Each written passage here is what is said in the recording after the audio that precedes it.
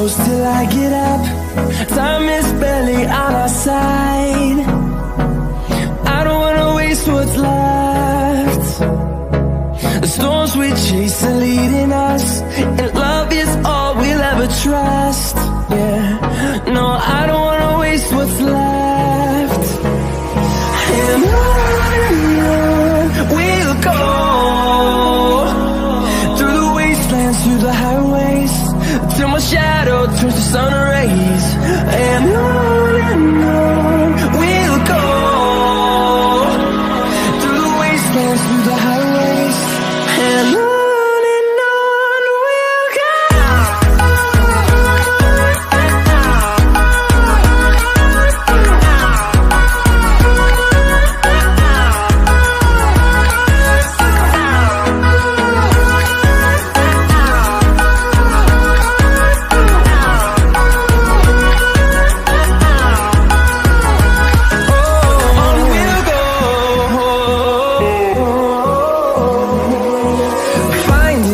Along the way, melodies we haven't played. No, I don't want no rest. Echoing around these walls, fighting to create a song. I don't wanna miss a beat. And on we'll go,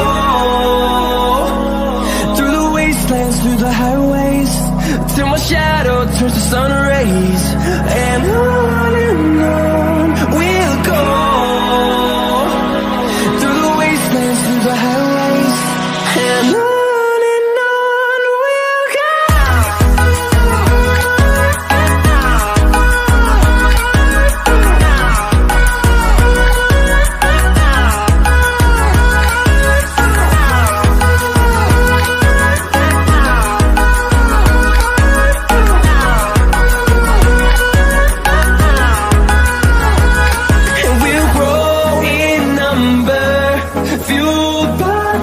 See the horizon, turn us to thousands, and we'll grow in number, fueled by them. To see the horizon, turn us to thousands, and on we'll go, through the wastelands, through the highways, till my shadow turns to sun rays. And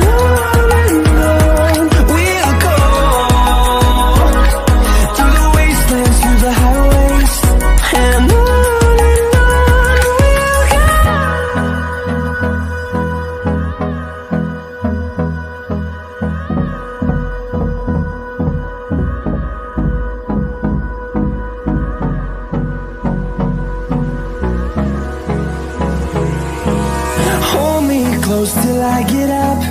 Time is barely on our side.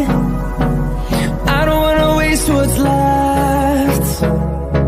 The storms we chase are leading us, and love is all we'll ever trust. Yeah, no, I don't wanna waste what's left. And on we'll go, through the wastelands, through the highways, till my shadow turns to sun rays.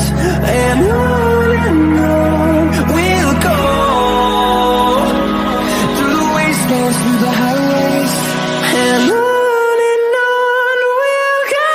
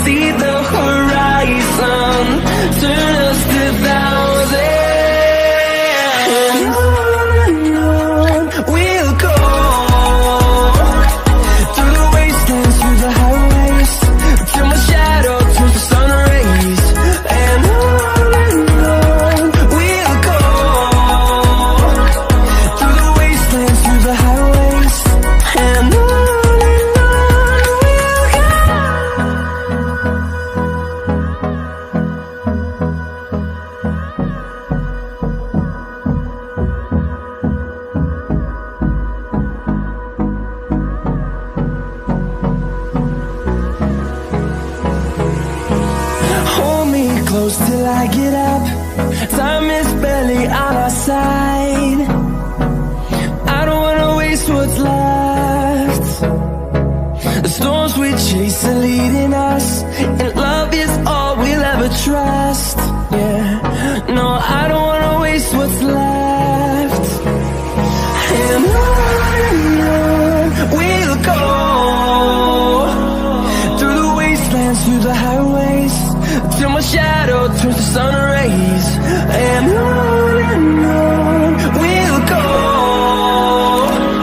through the wastelands, through the highways, and on we'll go.